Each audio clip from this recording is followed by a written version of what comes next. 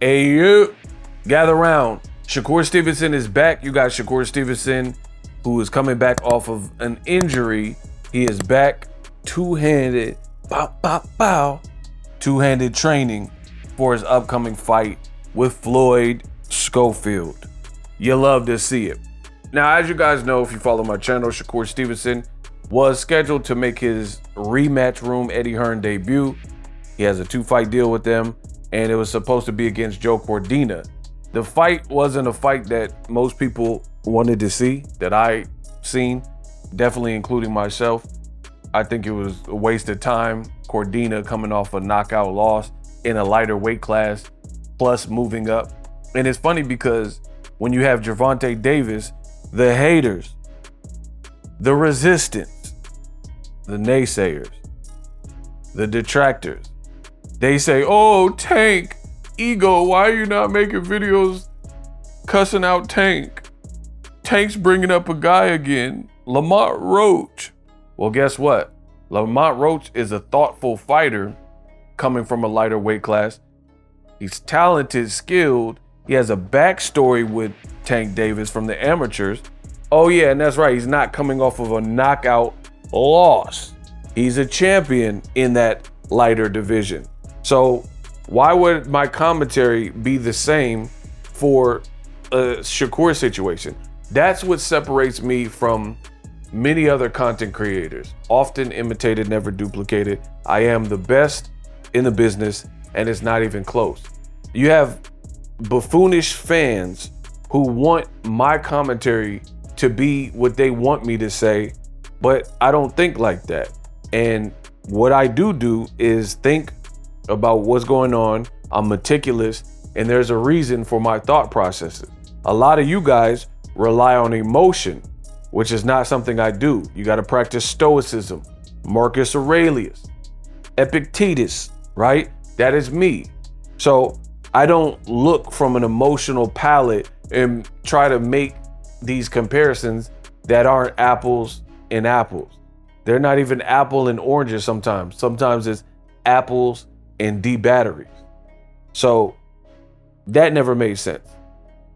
Nonetheless, the fight got scrapped, which is probably a good thing because I didn't really see any upside to Shakur fighting him.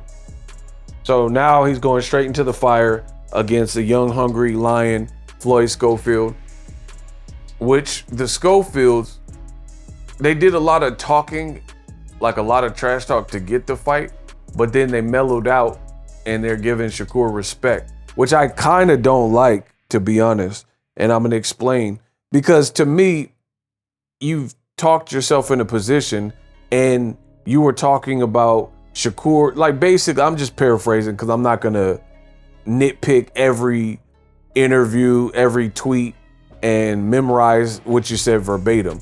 But in layman's terms, the Schofields were talking about Shakur ain't got no power. He can't keep, like the dad was like, he don't have enough power to keep my son off of him. Basically, like Shakur's trash, like Shakur is vulnerable. And he was saying stuff like who he beat that's elite. He ain't beat no one that's elite.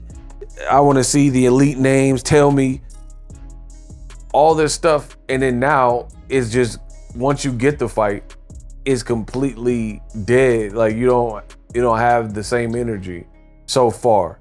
And so I really don't like that from Floyd Schofield, because now it's like, were you just trying to get $1 million purse and then you're going to do your best and try to do your best. And if it's not good enough, just try to rebuild like, a Jaime Munguia. I don't know, but I don't really like that. Nonetheless, Shakur's back in camp. I told you from the beginning, this is not a hard fight for me to predict. I'm rocking with Shakur Stevenson. I'll let you know should my thoughts change for any reason, which usually doesn't happen unless, I see some crazy weight scare or, someone picks up an injury or just something that I didn't anticipate when I initially figured out my prediction. A lot of you guys are disrespectful. A lot of y'all don't know about boxing. And because maybe you don't like Shakur's personality, you don't like his last 2 performances, whatever the case is, people are being over dramatic and disrespectful as if Shakur is the worst fighter ever.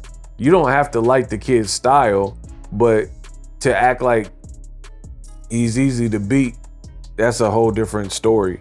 Like, I'm not saying this is the most scintillating style, must-see TV, but to each his own. He's doing stuff that works for him, and it works for winning the bout. And to be honest, you got to try to capture the W.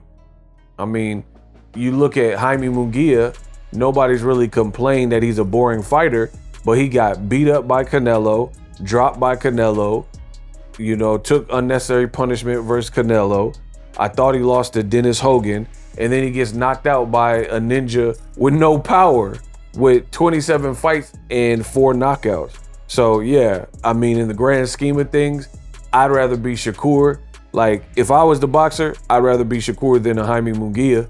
Like, yeah, Munguia's fights are more action-packed, but his defense is leaky, and you just seen him get knocked out by, like I said, a ninja that ain't got no power. That ain't never happened to Shakur Stevenson so far. So I don't see somebody beating Shakur that isn't on people's radar already. Like, even if Floyd Schofield is able to beat him, people have seen a couple of his fights and stuff. This guy that beat Jaime Munguia, he literally came out of nowhere and nobody was checking for him, came all the way from France, went to Mexico with no pop and sat the boy down. And that's just one example out of many, right?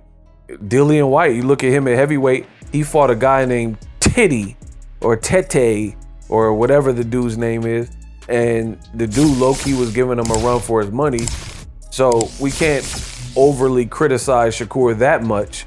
I mean, trust me, there's some things that I criticize from Shakur, which is the case for anybody. There's no one above criticism in the sport of boxing, even me. If I did something wrong, I did something wrong. Deal with it, So I think people get a little bit too heavy-handed with that pointing the wand and, blame game, to the point where they suck and their predictions are horrible and they say stupid stuff. It's not even boxing anymore. It's about your disdain for Shakur or Tank. You want them to lose more so than you think they're going to lose. So I don't think Shakur is going to lose to no Floyd Schofield from what I've seen.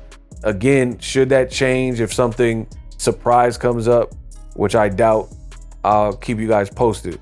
I don't really know the extent of his injury, but it doesn't sound like, it's not an injury that I think is going to, and he had the surgery for it. I don't think it's going to be an injury that we see a different Shakur. An injury that is career altering would be like a basketball player with an MCL, ACL tear, or even in boxing when Sergio Martinez almost got knocked out by Julio Cesar Chavez Jr. in the 12th round, and he had knee and ligament damage. Part of his whole style was relying on southpaw stance, footwork, and his agility. So being that you got the ligament tendon damage or whatever in your knee, it compromised who he was as a fighter. So when he fought Martin Murray and Cotto, it just wasn't the same Sergio Martinez. Versus Shakur, he's young enough to bounce back. And again, I don't think his hand injury was anything significant enough. I'm not a doctor, but from what I've heard and what they said it was, I don't think it's anything where we got to worry about Shakur. I think he's going to be the same Shakur versus Floyd Schofield. Ultimately, it's going to be if Floyd Schofield can, make Shakur uncomfortable, force him to fight a nasty fight that he don't want to fight. For more boxing news, I'm your guy, best in the business, and it's not even close. Breakdowns like this, the knowledge, we have fun. Subscribe.